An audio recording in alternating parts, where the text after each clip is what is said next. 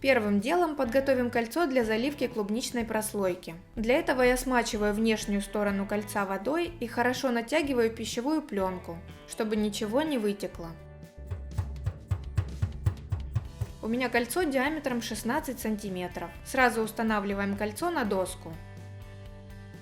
Замороженную клубнику помещаем в ковшик и высыпаем сахар. Выливаем половину отмеренной воды, ставим на плиту на средний нагрев и даем клубнике растаять. В процессе нагревания будет выделяться сок. Если вы будете размораживать клубнику заранее, то воду, образовавшуюся в процессе разморозки, выливать не нужно. Когда клубника стала мягкой, берем погружной блендер и пробиваем до состояния пюре. Если вы используете свежую клубнику, то просто сразу пробейте ее блендером. Часть клубники можно порезать на кусочки.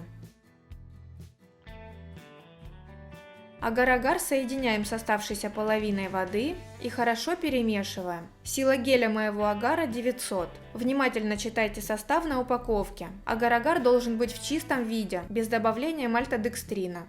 Как проверить качество агар-агара, посмотрите в отдельном моем видео. Ссылку я оставлю в описании. Когда клубничное пюре закипело, добавляем агар-агар и, продолжая непрерывно помешивать, доводим до кипения. Агар-агар не растворяется в холодной жидкости, он начинает растворяться только при температуре 90-100 градусов. После закипания варим 1 минуту, чтобы активировать желирующее свойство агара. Дольше кипятить не нужно. Снимаем с плиты, горячую массу сразу выливаем в заранее подготовленное кольцо. Оставляем прослойку застывать при комнатной температуре.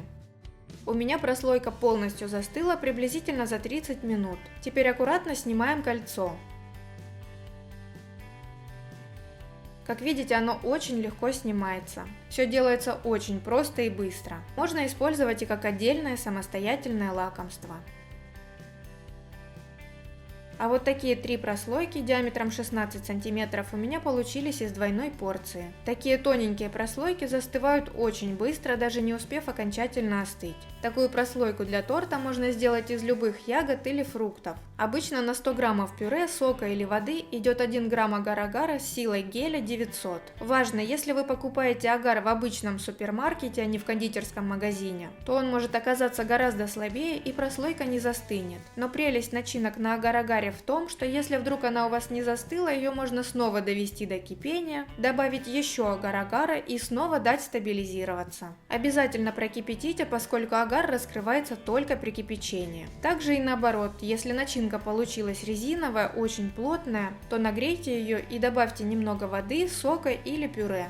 Хранить такую прослойку можно в холодильнике в течение 3 суток. Прослойки на агар-агаре лучше не замораживать, так как после разморозки они становятся чуть мягче и менее стабильными. Они не потекут, но при сборке вкладывать прослойку в торт нужно будет только в полностью замороженном виде. Как видите, такая начинка очень быстро и просто готовится, поэтому замораживать впрок не имеет смысла. Делитесь в комментариях своими мыслями об этом рецепте и подписывайтесь на мой канал. А сегодня на этом все. До встречи в новом видео.